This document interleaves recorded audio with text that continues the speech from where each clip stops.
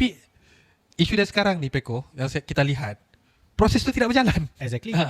Kalau betul proses tu berjalan, kita tidak ada masalah. Tapi proses tu tidak berjalan sudah sekian lama, sudah berbulan-bulan, hampir setahun kan. Jadi itulah isu dia kalau saya lihat. Berjalan ataupun tidak tu saya tak berani nak cakap lah, sebab ada report polis.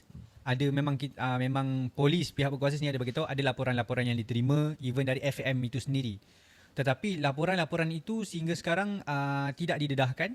Sebab katanya dah dikenal pasti siapa individu-individu tersebut, tapi individu itu tidak didedahkan dan juga laporan tu senyap sampai sekarang. Itu yang saya rasa di dalam kerajaan Madani ini, Anwar Ibrahim adalah seorang yang munafik lah. Lagi sekali saya ulangkan, Anwar Ibrahim adalah seorang munafik sebab dia dulu berjanji adalah untuk melawan rasuah dan korupsi, dan ini adalah salah satu bentuk korup yang dah menjejaskan imej negara. Sepatutnya perkara ini perlu dicantas dan dibantah dengan segera. Sebab kerajaan Madani kurang lagi 1 tahun je untuk jadi kerajaan. Bila lagi nak selesai benda ni? Boleh jadi selepas pembentangan bajet dibubarkan? Boleh jadi. Kebarangkalian lah. Kebarangkalian, kita tidak tahu. Betul?